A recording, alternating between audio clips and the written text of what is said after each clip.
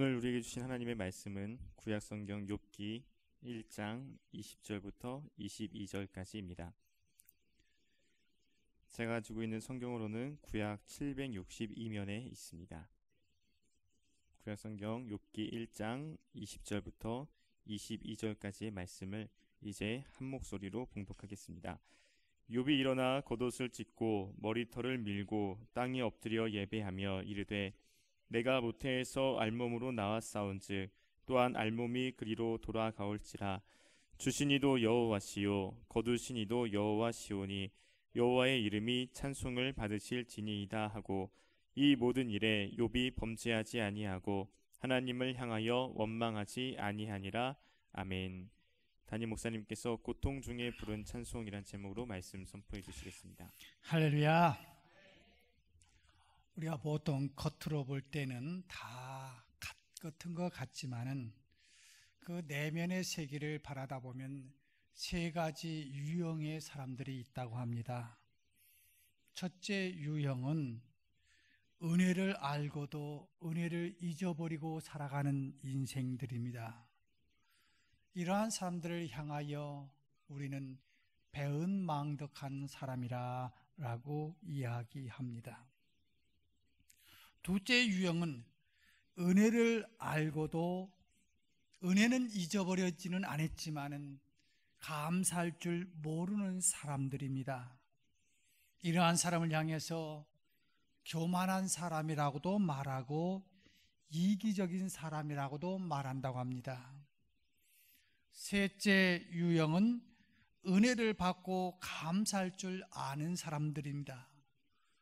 내가 감사하다라고 하는 마음으로만 끝나는 것이 아니라 발걸음이 옮겨지는 사람들이지요. 예수님께서 10명의 문둥병자를 고쳐주셨을 때 10명 다 감사하는 마음 있었겠지요. 그런데 실상 주님 앞에 와서 무릎을 꿇으면서 감사하는 사람은 한 명밖에 없었듯이 이렇게 감사를 표현하면서 살아가는 사람들은 많지가 않지요. 그래서 이러한 사람들을 향해서 성숙한 사람이라고 참 신앙인의 삶이라고 이야기합니다. 똑같이 예수를 믿고 예배를 드리면서 살면서도 행복을 느끼면서 살아가는 사람이 있는가 하면은 스스로 불행하게 여기며 살아가는 사람들도 있습니다. 이 세상에서 가장 행복하고 부유한 사람이 누구일까요? 은혜를 알고 감사할 줄 아는 사람들입니다. 이 시대에 안타까움이 있다고 하면 은혜를 망각하고 살아간다는 것이죠. 은혜를 모르면 감사를 잃어버릴 수밖에 없습니다. 감사를 잃어버리면 그 다음 오는 순서가 있는데 늘 원망하고 불평의 삶을 살 수밖에 없습니다. 그래서 성서학자 매튜 헨리는 감사는 더하기와 같다. 내 입술에 감사가 넘치고 내 삶에 감사가 넘치면 마음이 기쁨이 있고 평화가 있습니다. 그런 사람들에게는 플러스로 모든 세상이 아름답게 보입니다. 나와 함께 사는 내 아내, 내 남편이 아름답게 보여지고 내가 낳아서 기르는 자식들이 너무 귀하게 보이고 내가 아침에 출근하는 직장이 너무 감사할 수밖에 없는 것이지요. 그러나 원망과 불평은 마이너스와 같습니다. 이미 주어진 것도 빼앗기게 됩니다. 한 주인이 한 달란트를 주었습니다. 그는 주인을 원망하면서 땅에 묻어두었지요. 주인이 와서 그 한 달란트도 빼앗으면서 저 악하고 게으른 놈 슬피 울며 이를 갈도록 내어 쫓으라고 합니다. 그는 항상 주인에 대해서 원망과 불평이 있었습니다. 그런데 나에게 돌아오는 것은 무엇이었습니까? 한 달란트도 빼앗기고 저 추운 곳에, 아픈 곳에 가서 이를 갈아야 되는 그러한 고통이 있지 않았던가요? 오늘은 맥주 감사절 예배를 드린 날입니다. 물론 우리가 보리도 밀도 심지 않았습니다. 심지어 우리 중에서는 보리와 밀을 구분하라고 하면 뭐가 보리고 뭐가 밀인지조차도 구분 못하는 사람들이 많이 있을 것입니다. 이러한 우리들에게 무슨 맥주 감사 주일이냐고 반문할 수도 있습니다. 물론 맞는 이야기일 수도 있어요. 그러나 이 속에 흐르고 있는 생각은, 사상은 무엇입니까? 하나님 앞에 6개월 동안 지나온 세월을 생각해 보니 너무 감사해서 감사하는 절기가 아닐까요? 오늘 성경에 보면 이러한 감사를 통해서 곱배기 축복을 받은 한 인생을 소개하고 있습니다. 이 사람은 누구입니까? 욥이라는 사람입니다. 욥기 1장 1절에서 보면 욥을 이렇게 소개하고 있습니다. 욥은 순수한 사람이었다고, 욥은 정직한 사람이었다고, 욥은 하나님을 잘 경외하는 사람이었다고, 욥은 악에서 떠난 사람이었다고. 그래서 그 축복이 뭐였습니까? 지금 신약시대와 구약시대의 축복의 개념은 좀 차이가 있습니다. 쉽게 말하면 구약은 물질적인 거라고 한다면, 보이는 거라고 한다면, 신약에 와서의 축복은 어쩌면 정신적인, 또 마음의 그러한 것이 될 수가 있겠죠. 아무튼 이 욥이 살던 구약시대의 축복을 상징하는 뭡니까? 제일 큰 쪽은 자녀가 많은 거였어요. 그런데 하나님께서 축복으로 10남매나 주셨어요. 이 구약시대 때의 축복은 물질의 풍요로움이었습니다. 그런데 셀 수도 없는 많은 물질, 양 7,000마리, 또 약대가 3,000, 소가 500, 암나귀가 500, 그리고 종도 많았습니다. 이렇게 하나님을 잘 섬기면서 축복의 삶을 살아가고 있는 이 욥을 하나님도 자랑하고 싶었어요. 그래서 어느 날 이 사탄에게 욥을 자랑합니다. 내가 내 종을 살펴봤느냐? 참 내가 자랑하고 싶은 사람이 있는데 그 사람이 욥인데 내가 욥을 아느냐고. 그럴 때 사탄이 뭐라고 말합니까? 이 욥이 괜히 이렇게 정직하게 살고, 나도 돈 많으면 정직하게 살 수 있고, 나도 풍요로우면 악에서 떠날 수 있고, 나도 풍요로움 속에 모든 것이 다 준비되어 있으면 왜 순수하게 못 살겠느냐고 하는 그런 투에서 이렇게 말합니다. 욥이 모든 것이 다 갖춰졌으니까 하나님 앞에서 정직하게 살고 순수하게 사는 거지, 그가 가진 것만 한번 빼앗아 보면은 그도 똑같을 거라고. 하나님이 자랑하고 싶은 이 욥, 감사를 통해서 축복을 받은 이 욥에게 어느 날 난데없는 환난의 폭풍이 몰아쳐 옵니다. 불행이 몰아쳐 옵니다. 견딜 수 없고 설 수 없는 아픔이 닥쳐옵니다. 한 가지도 아니고 네 가지나 겹쳐서 옵니다. 그 많던 재산을 다 잃어버렸습니다. 하나님의 축복이라고 생각했던 자녀들이 하루아침에 다 죽어버렸습니다. 건강했던 몸에는 질병이 찾아왔습니다. 그리고 마치 확인 사살이라도 하듯이 아내는 죽으라고 외치면서 저주하면서 떠나버립니다. 욥기 2장 9절에 보면 그의 아내가 그에게 이르되 당신이 그래도 자기 온전함을 굳게 지키겠느냐? 하나님을 욕하고 죽으라. 이게 무슨 말입니까? 당신이 그래도 하나님을 믿겠느냐? 하나님이 살아계시다면 하나님을 잘 믿는 당신에게 어떻게 이런 일이 생기느냐? 하나님을 믿지 말고 욕하고 죽으라고. 여러분, 고통에 빠진 남편을 위로해 줘야 할 아내가 오히려 저주하고 죽으라고 하니 이 욥의 고통은 얼마나 심하겠습니까? 그래도 물질적인 거, 그래도 보이는 것들 없어졌다 할지라도 나와 함께 살아가는 아내가, 여보, 우리 그동안 잘 살았잖아요.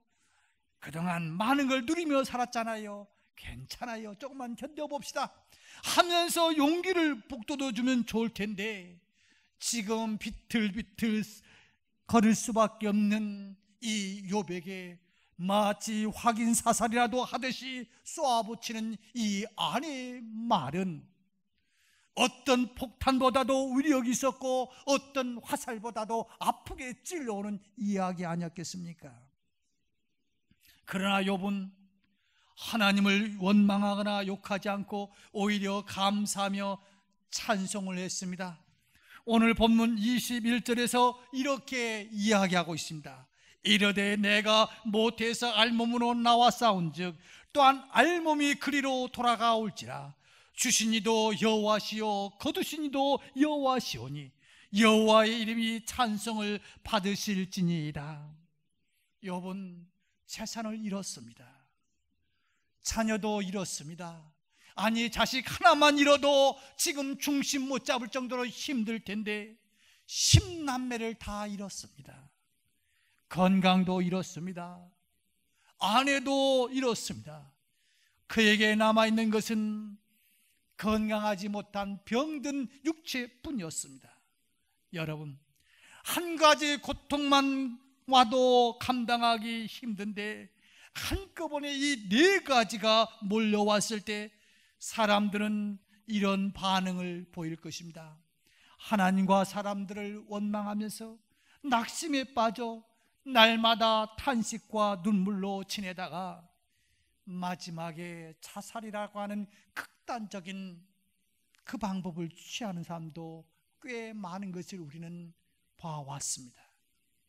그러나 욥은 낙심하거나 원망, 자살을 선택하지 않고 최악의 상태에서 최고의 감사 찬송을 하나님 앞에 드렸다라고 오늘 본문에서 이야기하고 있습니다. 어떻게 보면 욥 인류 역사상 가장 나쁜 최악의 상황에서도 어떻게 하나님께 최고의 감사를 할 수 있었을까? 이것이 오늘 본문에서 우리에게 주시는 말씀입니다. 욥은 큰 고통 가운데 하나님 앞에 경배하고 예배를 드렸다고 이야기하고 있어요. 오늘 본문 20절에서 이렇게 말합니다. 욥이 일어나 겉옷을 찢고 머리털을 밀고 땅에 엎드려 예배하며. 욥은 자신이 커다란 슬픔과 고통에 빠져 있다는 것을 표현하기 위해서 겉옷을 찢습니다. 머리털을 밀었습니다. 당시 그런 전통이 있었다고 그래요. 가장 참담하고 슬플 때, 내가 어떻게 해결할 수 없을 때 겉옷을 찢고 머리털을 미는 이런 일이 있었다고 합니다. 그러나 다른 사람들이 하는 것까지 욥은 했지만 거기서 머무르지를 않았습니다. 한 단계 더 올라갔습니다. 다른 사람들이 슬플 때 옷을 찢고 머리털을 밀고 다른 사람들이 못하는 이 상황을 욥은 엎드려서 경배하고 예배를 드렸다는 겁니다. 여러분, 대부분의 사람들이 고통이 오면 낙심하고 슬퍼합니다. 물론 슬픔의 자리에서 눈물을 흘리는 것은 좋습니다. 어떤 상담학 속에서 이런 이야기를 해요. 사람이 슬픔이 있을 때는 울지마 울지마 하고 억제시키는 것만이 좋은 것은 아니래요. 그래서 아픔이 올 때는 실컷 울 수 있도록 이렇게 울도록 돕는 것도 상담 기법 속에서 하나의 기법입니다. 그래서 예수 믿는 사람들은 참 좋잖아요. 아픔이 있을 때 아무도 없는 교회당에 와서 마음껏 하나님 앞에 울부짖는 기도, 참 필요할 때가 많습니다. 아무튼 오늘 욥은 이렇게 아픔 속에서 누구를 찾습니까? 하나님을 찾습니다. 다른 사람들이 그 아픔 속에서 옷을 찢고 머리를 밀듯이 그도 그렇게 하면서 한 단계 더 하는 것이 하나님을 찾는 겁니다. 구약에서 사울 왕은 하나님 앞에 나오지 않았기 때문에 결국 망했습니다.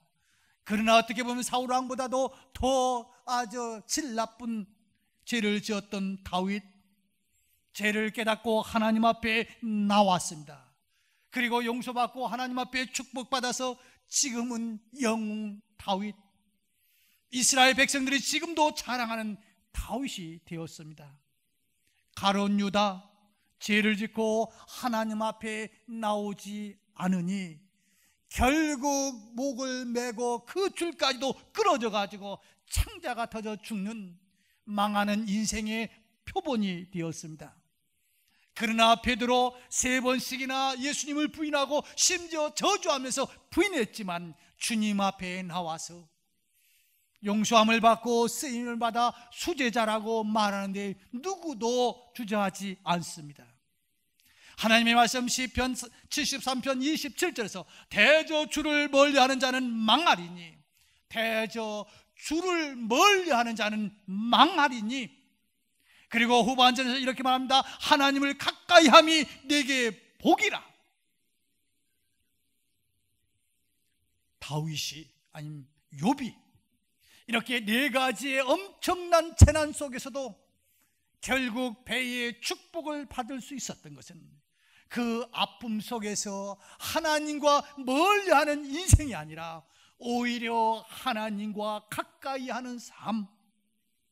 그래서 옛날에 우리의 선배들이 이렇게 이야기했습니다. 혹시 오해가 될까 조심스럽습니다마는 아이를 데려온 아이, 저 다리 밑에서 데려온 아이와 낳은 아이의 차이가 뭔가?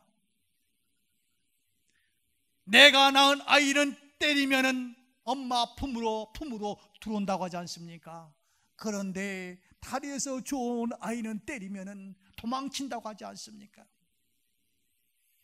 하나님 앞에 복받는 인생과 복받지 못하는 인생의 차이가 무엇입니까? 죄를 지었다 안 지었다 보다도 더 중요한 것이 하나님과 가까이 함이 복이라고 하는 사실을 알고 내가 부족하고 연약하고 실수를 했다 할지라도 하나님 앞에 나오면 복이 되는데, 오늘 욥은 하나님 앞에 죄 지은 것도 아니, 하나님이 자랑한 것 때문에 결국 사탄에게 이렇게 아픔이 있었지만 옳고 그른 거 내가 잘했다 못했다 따지지 않냐고 지금 주님 앞에 나와 예배를 드리는 이 모습 보십시오. 그것뿐만 아니라 욥이 이러한 고통에서 이길 수 있었던 또 한 가지 믿음, 신앙, 사상이 있었습니다. 그것은 어떠한 것이냐면 하나님의 주권을 인정하고 감사하는 삶입니다. 21절에서 이렇게 말합니다. 이르되 내가 모태에서 알몸으로 나왔은즉 또한 알몸이 그리로 돌아가올지라. 주신 이도 여호와시요 거두신 이도 여호와시니 여호와의 이름이 찬송을 받으실지니라. 내가 알몸으로 왔으니까 알몸으로 돌아가는 것이 당연하다. 이러한 생각을 하니 내가 그 많았던 재산 내 것이 아니었고 하나님께서 당분간 맡겨주셨던 거 하나님께서 가져갔는데 내가 무슨 불평 원망할 것이냐. 페르시아 제국과 이집트, 유럽, 아시아, 아프리카를 거쳐 많은 땅을 정복했던 알렉산더 대왕이 20살의 왕이 되어 세계를 정복하고 더 이상 정복할 땅이 없으니 심심해서 어떡하느냐 할 정도로 세계를 이제 자기 손에 넣었습니다. 그가 인도를 정복하려고 공략하던 중에 열병으로 죽게 되었는데 자기의 죽음이 임박한 것을 직감한 33세의 마지막 죽을 때 그가 유언하기를, 내가 죽거든 무덤에 묻을 때 다 묻지 말고 두 손이 보여질 수 있도록 묻어다오. 내가 세계를 다 쥔 것 같지만 이렇게 갈 때는 빈손으로 갈 수밖에 없다고 하는 이 교훈을 주기 위해서 이 대왕이 나를 묻을 때는 두 손을 보이게 묻어달라고 했다고 하지 않습니까? 욥이 그 많은 재산이 내 거라고 생각했고, 그 많은 자식이 내 거라고 생각했고, 이 건강이 내 거라고 생각했고, 아내가 내 거라고 생각했다고 한다면 화병에 걸려서 견딜 수가 없었을 거예요. 그런데 이것이 누구의 것이냐 하는 주권을 바로 보니 하나님의 것인 거예요. 내가 알몸으로 왔는데, 내가 빈손 들고 왔는데, 하나님께서 당분간 맡겨주신 것 하나님께서 가지고 갔는데 내가 뭘 원망하고 불평하겠느냐 하는 겁니다. 여러분, 이 주권을 인정하지 못하면 참 원망스럽고 불평하고 짜증이 내요. 오늘 이제 되게 그렇잖아요. 남자들은, 대부분의 남자들은 있어도 잘 못 써요. 오늘 이제 아침에 이렇게 이제 무슨 일을 하다가 제가 어떤 것을 가지고 이거 좀 내가 써야겠다 그러니까 제 차가 내 건데 왜 쓰려고 그러냐고 화를 내더라고요. 그렇다고 그냥 막 화를 내는 게 아니라 제 차 워낙 착하잖아요. 그러니까 평상시 않던 반응을 보이더라고요. 아니 이거 내가 좀 쓰고 그 다음 당신이 쓰면 되지 않느냐고. 그러니까 이거 내 건데 왜 쓰느냐고. 그래서 이제 저도 가만히 생각하니까, 아니 사례비 받으면 자기 통장으로 다 가지고 자기가 쓰는데 왜 이게 자기 거야? 여자분들 어떻습니까? 그 말 듣고 그럼 나도 주부로서 얼마나 수고했는지 아느냐고 그렇게 또 반론이 오겠지요. 아무튼 내 거라고 생각하면 부부끼리도 교회 생활에도 어떤 상황 속에도 자꾸 불평과 짜증이 납니다. 그런데 오늘 욥은 주권이 지금 이 모든 동방에서 부자가 되는 이 재물, 10남매라고 하는 이 자식들, 건강한 내 몸, 이것이 하나님의 거라는 겁니다. 그래서 하나님께서 원하시면, 하나님께서 필요하시면 하나님께서 가져가시는데, 내가 잠깐 빌려 썼던 거 주인이 달라고 하는데 또 주인이 가져갔는데 내가 무슨 원망과 불평을 하게 되냐?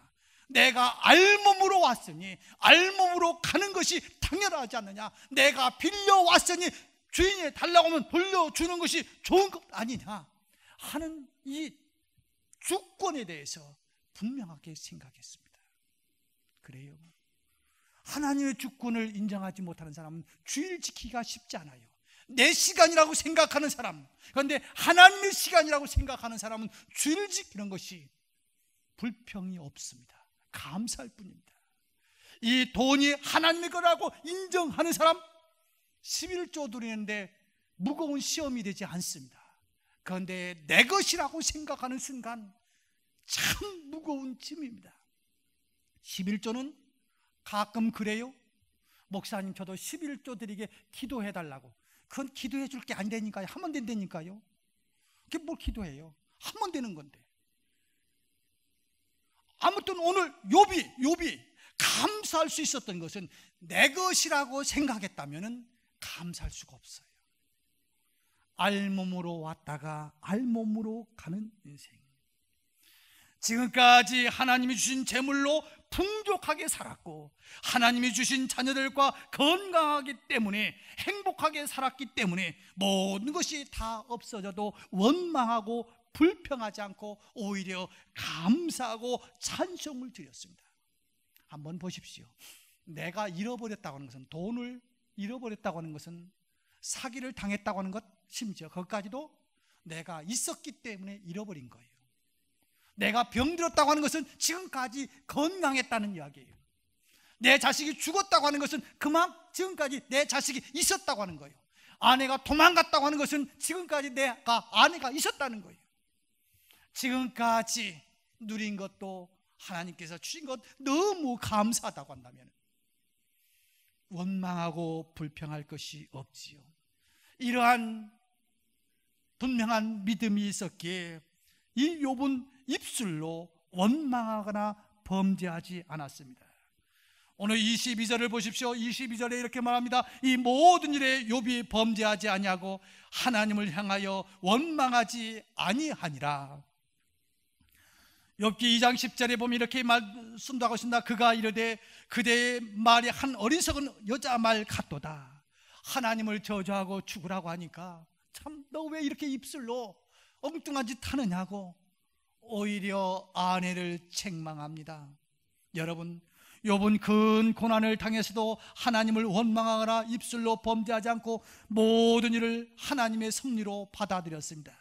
그래서 욥은 지금 이해할 수 없지만은 지금 이 고통이 너무 힘들고 견딜 수가 없어서 옷을 찢으면서 머리를 밀 정도로 아픔이 있지만은, 그리고 심지어 하나님을 욕하고 죽으라고 하면서 아내가 떠나고 있지만은 그래도 이 욥은 원망하지 않았습니다. 여러분, 사람들이 어려우면 하나님을 향하여 입술로 범죄합니다. 하나님 왜 하필이면 납니까? 왜 내가 이런 일을 당해야 합니까? 내가 뭘 그렇게 잘못했습니까? 하나님이 그럴 수가 있습니까? 대부분의 사람들이 입술로 범죄하여 하나님과 부모님을 원망하고 남편이나 아내나 원망하고 다른 사람을 원망합니다. 그러나 오늘 배의 축복, 감사를 통해서 배의 축복을 받았던 이 욥은 입술로 하나님 앞에 범죄하지 않았습니다. 지혜의 왕 솔로몬이 이렇게 말합니다. 사람이 미련함으로 자기 길을 굽게 하고 마음으로 여호와를 원망한다. 이스라엘 백성들 보십시오. 하나님께서 날마다 푸른 기둥, 구름 기둥, 불 기둥으로 그 날이 뜨거울 때는 구름 기둥을 통해서 보여주셨고, 온도가 영하로 떨어질 때는 불 기둥으로 그들을 뜨뜻하게 해 주었습니다. 먹거리가 없을 때는 만나를 통해서 먹여 주셨습니다. 원수들이 길을 가로막고 있을 때는 하나님께서 그들을 물려쳐 주었습니다. 그럼에도 불구하고 감사하는 것보다 원망하고 불평하다가 다 죽고 말지 않았어요. 특별히 저 가나안 땅 들어가기 전에 대표 한 지파에 12명을 뽑았어요. 지금 말하면 가장 신뢰할 수 있고 믿을 수 있고 리더로서 자격을 갖춘 사람들 12명을 뽑았는데, 그들이 갔다 와서 이야기하는 것이 무엇입니까? 그 수치가 어떻게 됩니까? 10명은 한마디로 원망하고 불평하지 않습니까? 우리가 괜히 나왔다고, 갈 때가 아니라고. 그러나 2명만이 상황이 어떻든지 간에 거기서 하나님의 뜻을 발견하면서 가자고 이야기할 수 있었듯이, 여러분, 우리의 인생 속에 하나님 앞에서 배의 축복받는 것이 그렇게 쉽지가 않습니다. 그렇게 많지가 않습니다. 그렇게 감사하며 원망하지 않기가 쉽지가 않아요. 오늘 추수 맥주 감사절을 맞이하면서 하나님은 다시 한번 우리의 인생을 돌이켜보라고, 내 인생 속에서 내가 그동안 너를 불기둥과 구름기둥으로 만나와 매출하기로 저 원수들을 내가 성령을 통해서 물리쳐 주었는데 감사하면서 살았는지 원망하면서 불평하면서 살았는지 다시 한번 지난 6개월을 돌이켜보라는 겁니다. 그러면서 하나님은 욥을 보아라. 욥이 이유도 모르는 그 고통 한 가지도 아니고 4가지나 당하면서 거기서 끝까지 범죄하지 않냐고 하나님 앞에 찬송하며 예배를 드릴 때 그가 어떤 복을 받았는지 아느냐? 첫 번째는 욥기 42장 5절에서 내가 죽게 되어 귀로만 듣기만 하여 싸우나 이제는 눈으로 주를 배움나이다.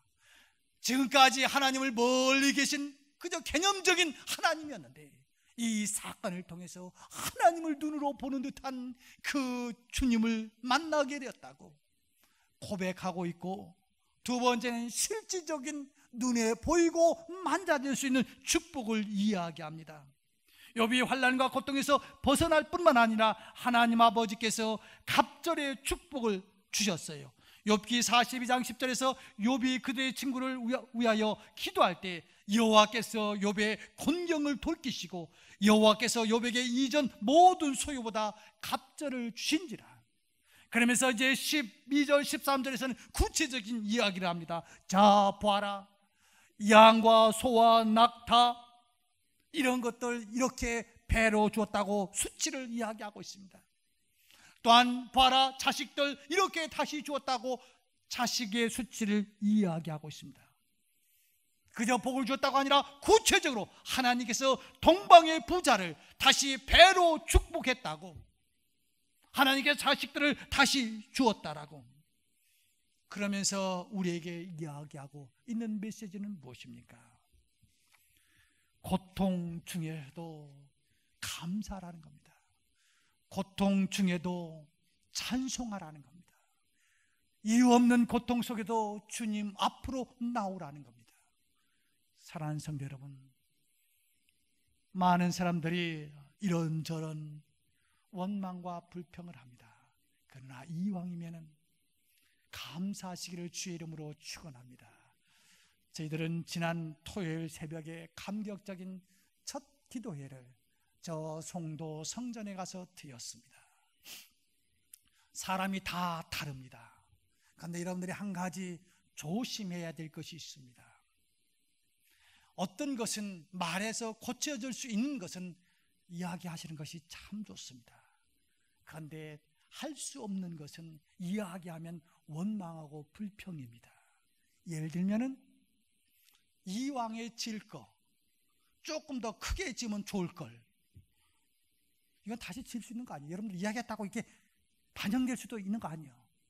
그러니까 괜히 짓는 사람들한테 작게 지었다고 원망하는 것이 될 수밖에 없어요. 예를 들면 또 우리 저 뒤에 이제 방송실이 있는데 방송실을 해놨어요. 그런데 그 방송실의 크기는 옹벽으로 쳤습니다. 브로크가 아니고 옹벽으로. 그러니까 여러분들이 어떤 이야기해도 이 방송실은 더 크게 늘릴 수가 없어요. 이왕이 할까 방송실 좀 더 늘리지. 이건 불평이고 원망입니다.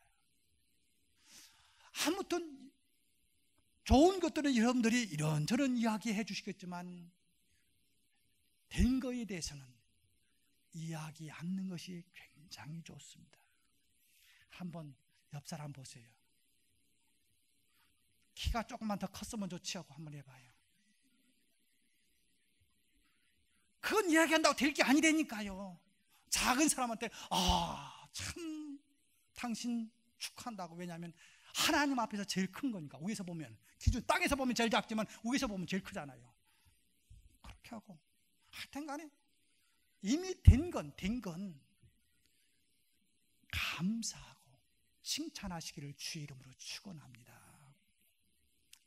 그래요. 아무튼 말씀을 맺을게요. 6개월 동안 지나온 오늘 이스라엘 백성들은 보리를 놓고 추수하면서 하나님 앞에 감사했다고 한다면, 우리는 지금 이게 보리인지 아닌지도 구분 못하는 우리들이지만은 6개월 지나온 그 하나님 앞에서 한번 감사하자고요. 감사의 삶, 아까 말한 대로 감사는 구체적으로 행동으로 옮겨지는 사람이 은혜를 알고 행복을 추구하는 사람입니다. 하나님 앞과 여러 사람 앞에서 이제 남은 여생도 항상 감사하다가 갑절에 복을 받는 여러분들 되시기를 주의 이름으로 축원합니다. 기도합시다. 하나님 아버지 감사합니다. 정말로 이해할 수 없고 왜 그런지 이유도 알 수 없는 네 가지 정말로 힘든 아픔 속에서도 욥은 절대로 원망한다든지 불평하지 않고 오히려 고통 중에서 부른 찬송을 통해서 배의 축복의 주인공이 된 것을 보았습니다. 하나님, 내 입술을 통해서 이렇게 저렇게 불평하다가 저주의 씨앗을 먹고 사는 어리석은 인생이 아니라 아무리 힘들고 이해할 수 없다 할지라도 감사를 통해서 하나님의 축복을 누리며 살 수 있는 모든 주의 백성들 되게 하여 주옵소서. 예수님의 이름으로 기도드리옵나이다. 아멘.